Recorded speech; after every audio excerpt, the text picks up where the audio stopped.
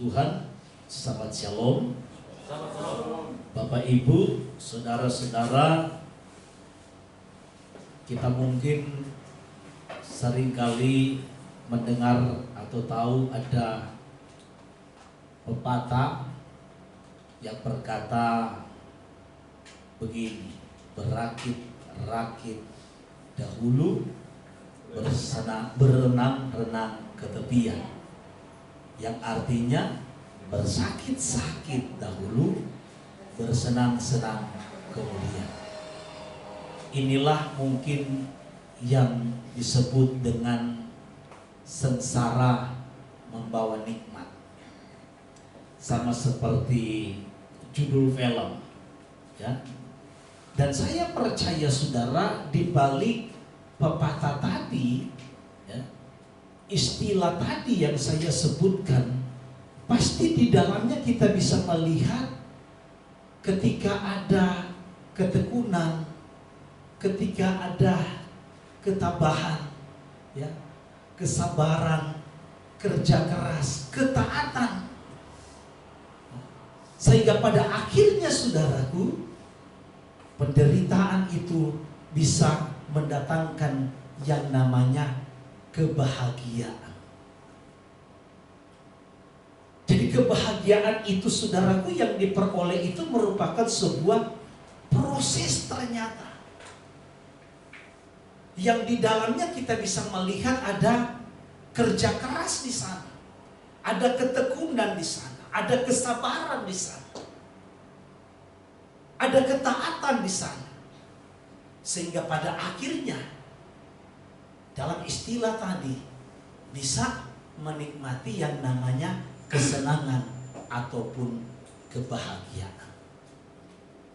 Nah, Bapak Ibu saudara-saudaraku yang dikasihi Tuhan, begitu juga berjalan bersama dengan Tuhan, sebagaimana parasa yang kita baca hari ini.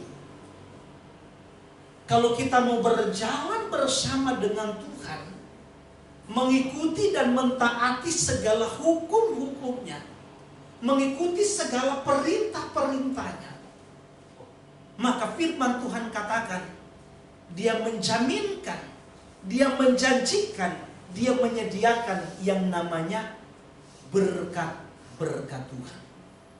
Ada kesenangan di sana, ada kebahagiaan di sana. Tetapi sebaliknya, kalau kita jauh dengan Tuhan, kita memilih untuk tidak mentaati apa yang Dia perintahkan, maka sesungguhnya kita tidak berjalan bersama dengan Tuhan. Sehingga bukan berkat yang kita akan peroleh, bukan kesenangan, bukan kebahagiaan, tetapi justru sebaliknya,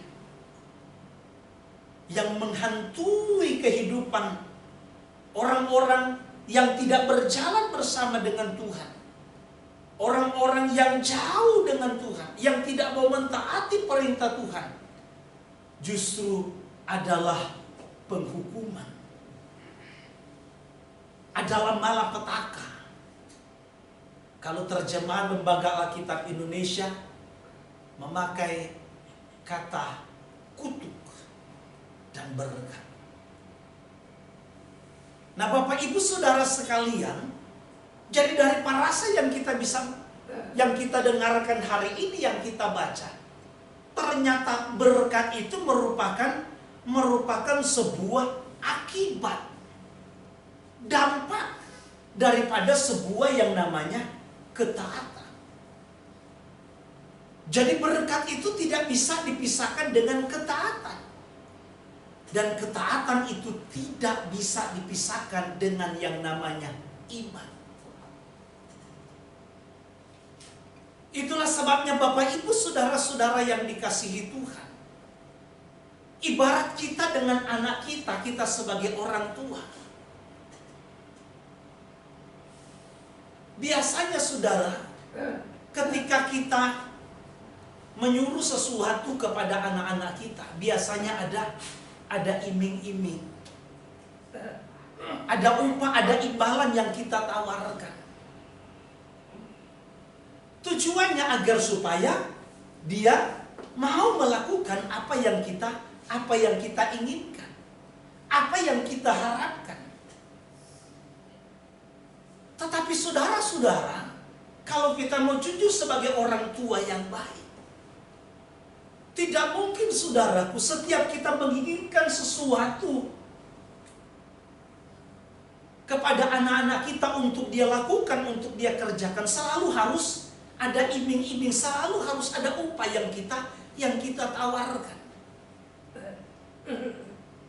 Masa setiap kali kita mau pergi suruh anak-anak kita kemana aja, atau mau melakukan apa saja di rumah, kamu pergi beli bumbu misalnya, nanti dikasih uang 2.000 buat jajan.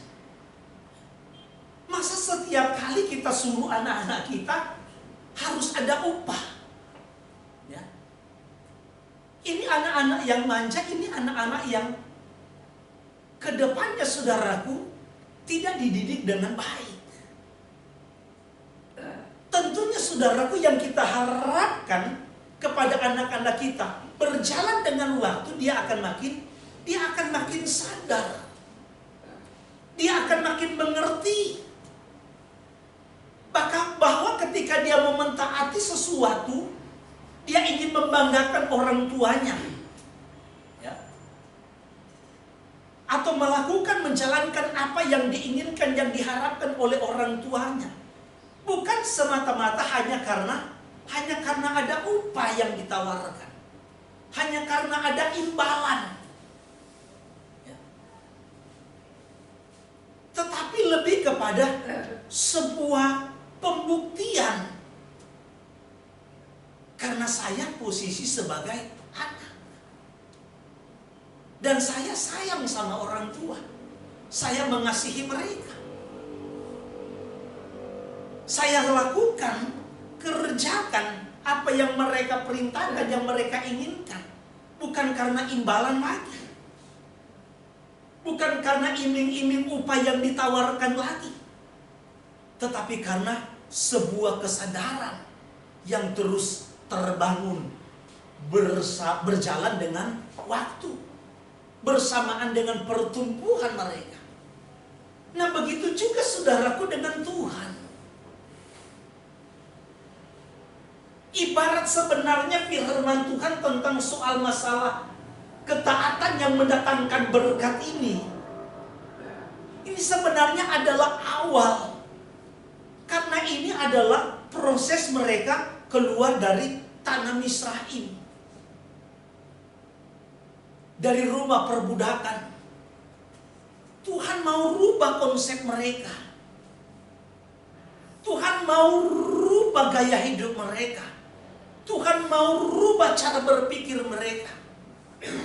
Tetapi merubah konsep, gaya hidup, cara berpikir orang Israel yang sudah ratusan tahun berada di Misraim, itu tentunya bukan hal yang mudah, bukan hal yang gampang.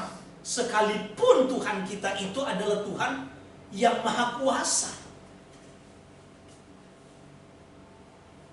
sekalipun Tuhan itu terlalu sanggup dan terlalu mampu mengubah hati manusia hanya dalam sekejap mata. Tetapi inilah yang Tuhan lakukan, sudah. Sehingga untuk membuat mereka itu belajar taat, sama seperti anak-anak tadi. Jadi dikasih iming-iming dulu. Kalau kamu taat, maka berkat ini yang akan kamu peroleh. Nah, Bapak Ibu saudara-saudaraku yang dikasihi Tuhan, begitu juga dengan kehidupan kita. Yang Tuhan inginkan agar supaya kita mengikuti Tuhan, kita hidup bersama dengan Tuhan, kita mentaati Tuhan dengan segala firman-Nya, bukan hanya sekedar karena kita ingin berkat-Nya semata.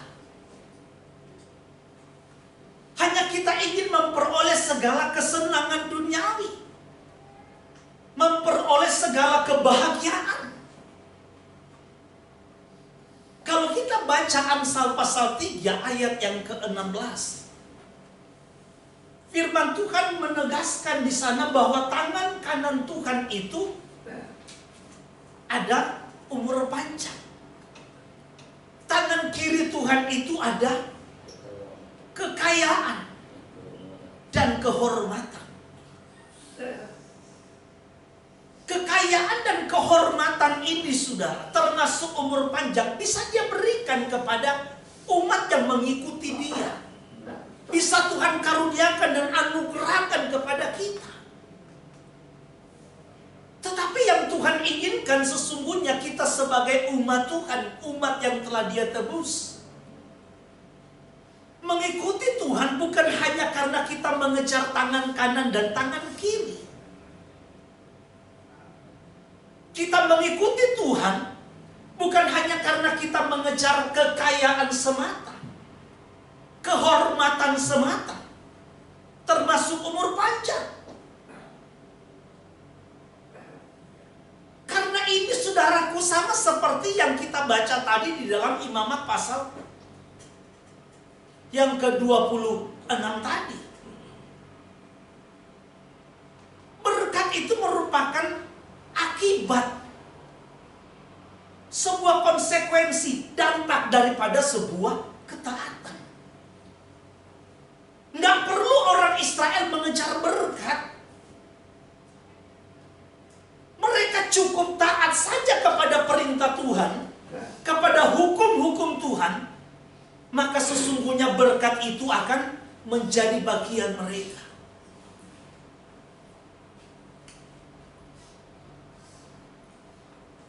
Kita nggak perlu khawatir Tuhan akan lupa dengan apa yang Dia janjikan. Bahkan Dia sanggup melakukan segala sesuatu yang melampaui akal kita. Firman Tuhan katakan yang tidak pernah kita pikirkan sekalipun, yang tidak pernah timbul di dalam hati kita sekalipun, itu Tuhan bisa sediakan bagi kita.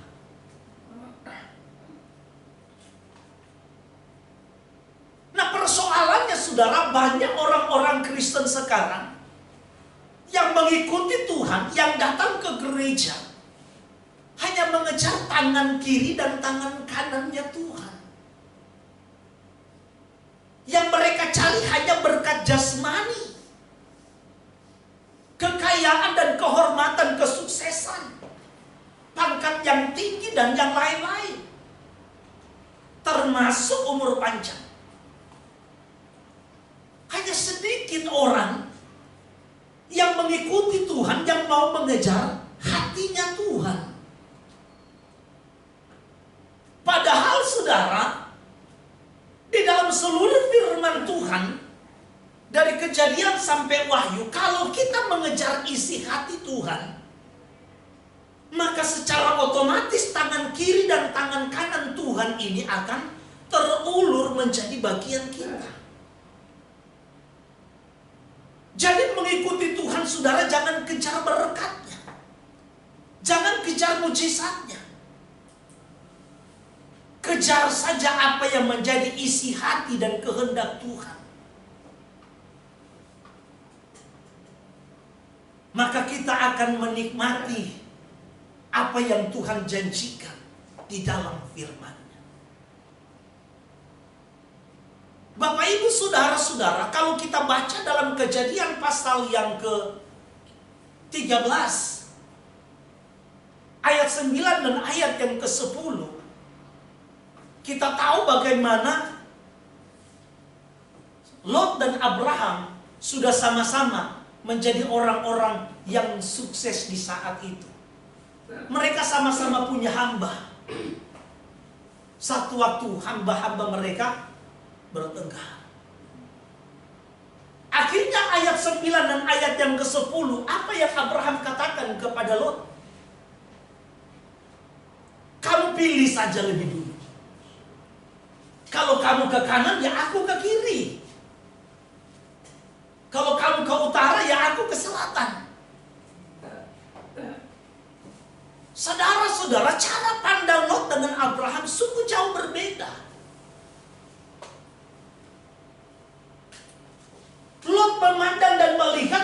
ternyata Sodom dan Amora itu jauh lebih subur, jauh lebih menjanjikan.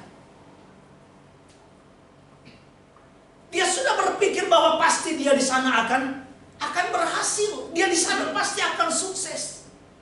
Dia tidak mungkin akan kekurangan, apalagi melarat.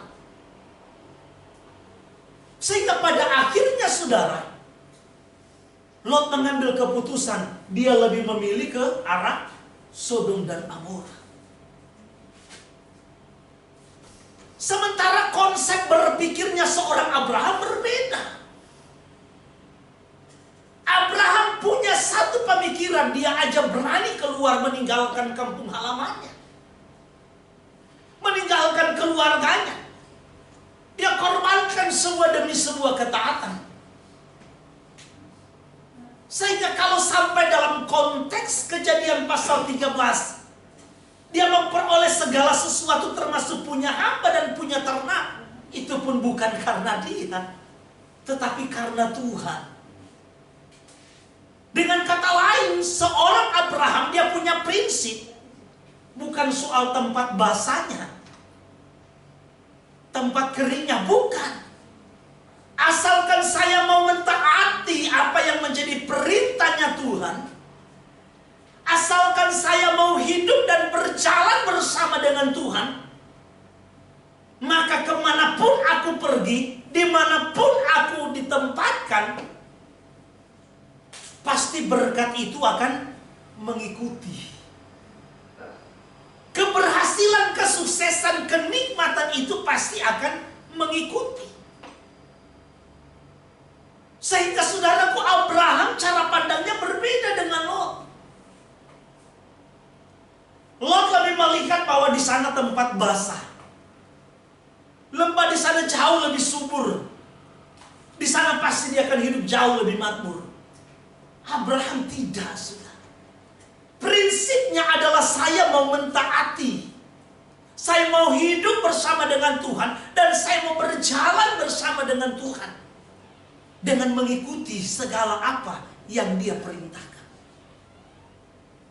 Maka pasti saudara, berkat itu akan mengikuti. Jadi memang saudara, tidak bisa disangkal, tidak bisa dipungkiri bahwa ketaatan itu pasti akan mendatangkan berkat. Tetapi yang saya katakan tadi saudara, kalau kita bicara tentang yang namanya sebuah ketaatan, bukan hanya sekedar karena kita ingin memperoleh berkat.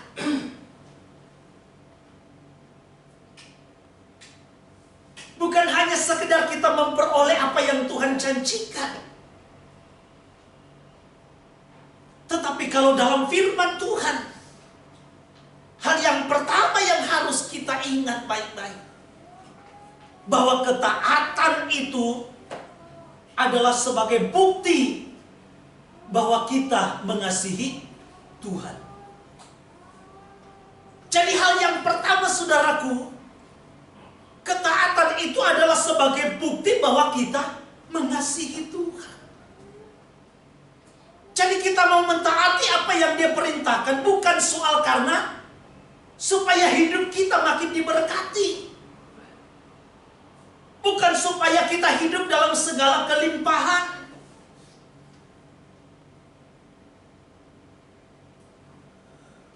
Tetapi saudaraku, inilah bukti bahwa kita mengasihi Tuhan. Makanya saya katakan tadi bahwa ketaatan itu tidak bisa lepas dari yang namanya iman. Tidak bisa lepas dari yang namanya iman.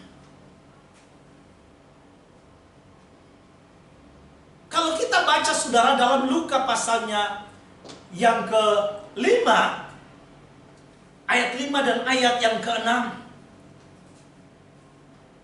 tentang peristiwa di mana Yosua meminjam perahu daripada nelayan-nelayan yang saat itu baru pulang dari sepanjang malam menangkap ikan. Tetapi hari itu, saat itu, mereka tidak mendapatkan apa-apa. Padahal mereka adalah orang-orang yang ahli dalam nelayan.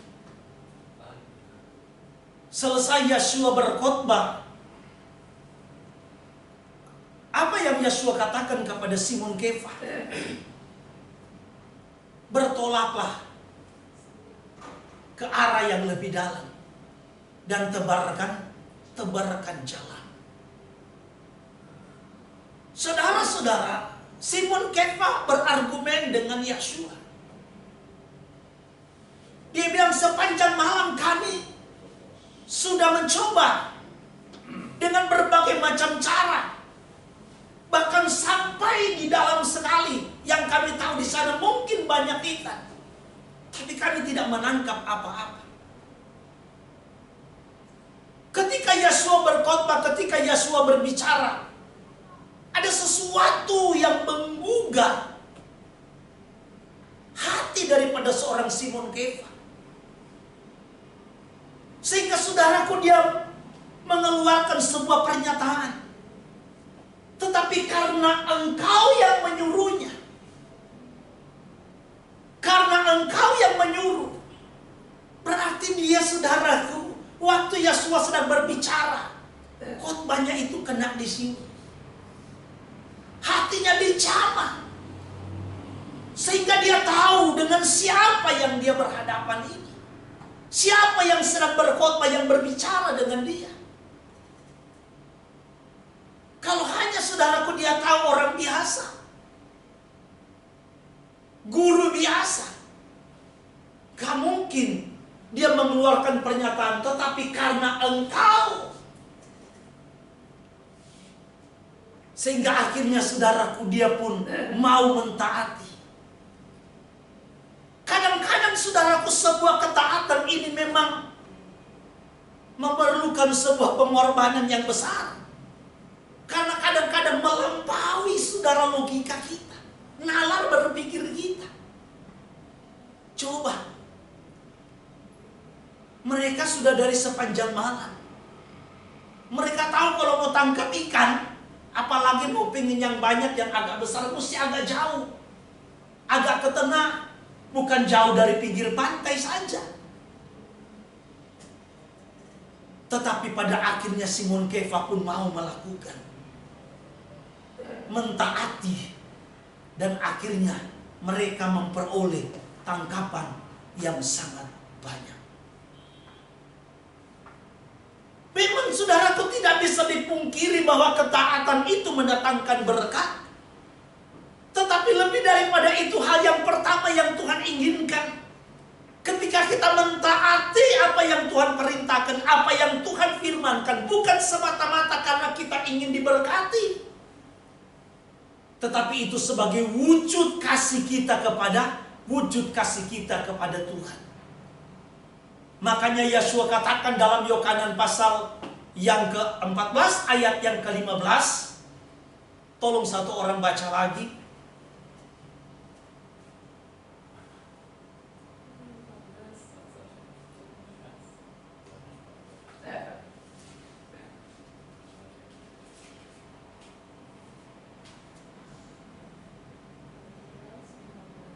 Jika kamu mengasihi aku, kamu akan menuruti segala perintahku. Perhatikan baik-baik ayat 23 selanjutnya dan 24. Jika kamu, katanya, mengasihi aku, kamu akan menuruti segala perintahku. Jawab Yosua, jika seorang mengasihi aku, ia akan menuruti firmanku, dan Bapakku akan mengasihi dia, dan kami akan datang kepadanya, dan dia bersama-sama dengan dia. Barang siapa tidak mengasihi aku, ia tidak menuruti firmanku. Dan firman yang kamu dengar itu bukanlah daripadaku, melainkan dari Bapa yang mengutus aku. Nah, Bapak Ibu saudara-saudaraku yang dikasihi Tuhan, kita mentaati firman Tuhan. Sekali lagi, kita mentaati firman Tuhan bukan untuk kita memperoleh keselamatan. Keselamatan semata-mata karena anugerah Tuhan.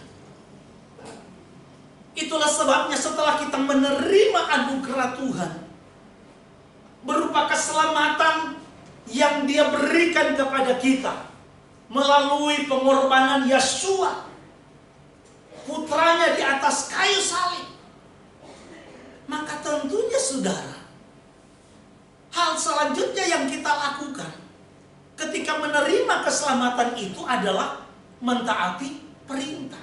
Jadi mentaati perintah bukan untuk memperoleh keselamatan, tetapi mentaati perintah sebagai bentuk rasa syukur kita atas keselamatan yang sudah kita peroleh. Jadi ketaatan itu saudaraku adalah sebuah bentuk rasa syukur kita kepada Tuhan atas karya, atas penebusan yang sudah dilakukan oleh Tuhan sendiri, oleh Bapa Yahweh sendiri, melalui Sang Putra yang Dia korbankan menjadi domba Pesah yang tersembelih di atas kayu salib. Dalam hampir setiap ibadah kita ada doa yang mungkin sangat familiar dengan kita, sering kali kita dengar. Doanya, disembahlah Engkau Yahweh Elohim yang menguduskan kami dengan perintah-perintah dan dengan darah putramu Yeshua. Jadi perintah Tuhan itulah, firman Tuhan itulah, Torah itulah yang akan terus semakin menguduskan kehidupan kita.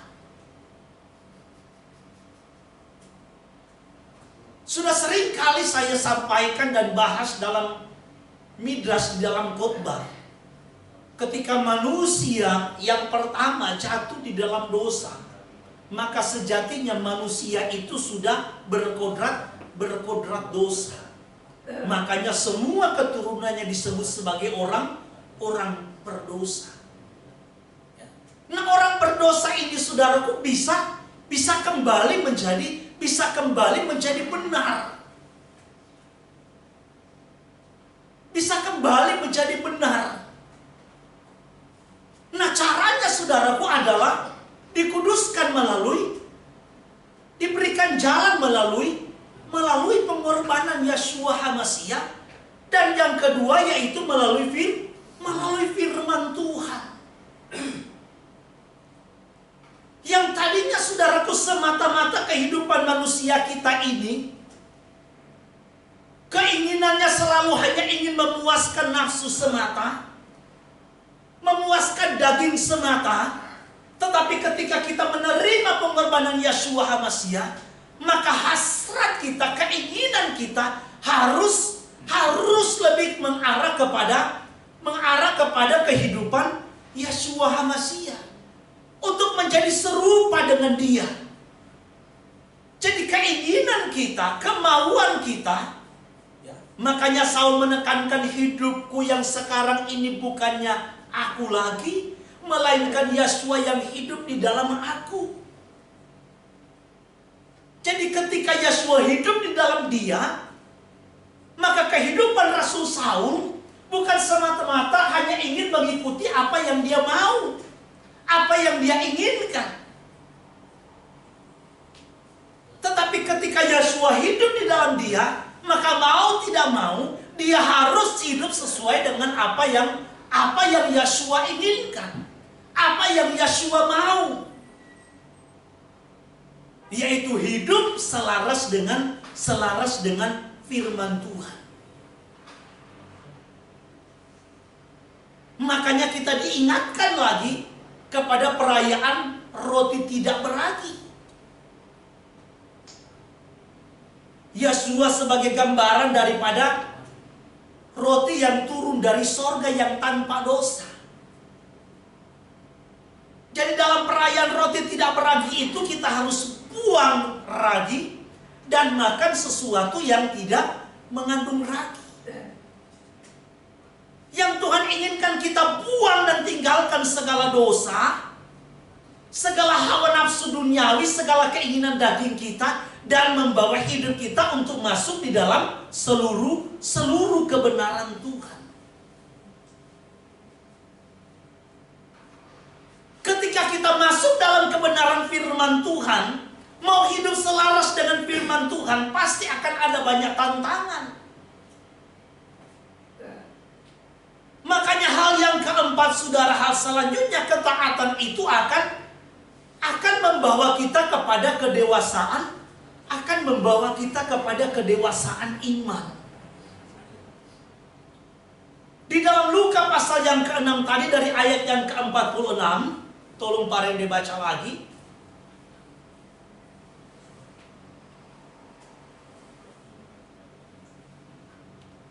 Luka 6 ayat 46 dan seterusnya.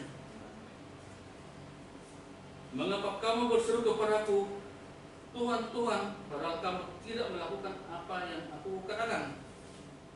Setiap orang yang datang kepadaku dan mendengarkan perkataanku serta melakukannya, aku akan menyatakan kepadamu dengan siapa ia dapat disamakan. Ia sama dengan seorang yang mendirikan rumah. Orang itu menggali dalam-dalam dan meletakkan dasarnya di atas batu. Ketika datang air bah dan banjir melanda rumah itu tidak dapat digoyahkan karena rumah itu kokoh dibangun. Nah, perhatikan baik-baik. Saudaraku, mengikut Tuhan, Tuhan tidak pernah janji bahwa kita akan bebas dari persoalan, dari tantangan, dari pergumulan. Tetapi firman Tuhan katakan, Yesus katakan, kalau kamu hidup di dalam firman Tuhan, kamu berjalan bersama dengan Tuhan, mengikuti apa yang Dia perintahkan, badai boleh datang, tantangan boleh datang, persoalan yang kita hadapi boleh terlampau besar, tetapi kita akan tetap kuat dan kokoh berdiri. Iman kita tidak akan pernah goyah. Kita akan menjadi orang-orang yang tegar menghadapi segala situasi dan keadaan, dengan tetap hidup mengandalkan Tuhan, bersandar kepada Tuhan. Kenapa? Karena firman Tuhan yang mendewasakan iman kita. Jadi ketaatan itu, saudara, akan membawa kita kepada kedewasaan iman.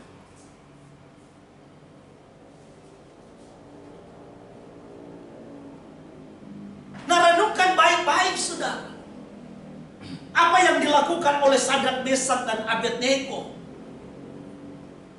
ketika mereka kedapatan tidak menyembah patung yang dibuat oleh Raja Nebukadnezar.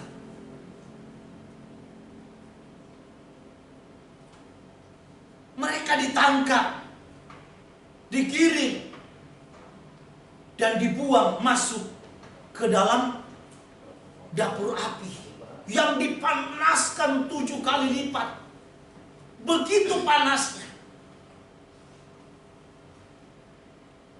Saudara-saudaraku yang dikasihi Tuhan, tetapi apa yang dikatakan oleh firman Tuhan kalau kita baca Daniel 3, 16, 17? Apa yang mereka katakan? Kami tahu bahwa Tuhan yang kami sembah,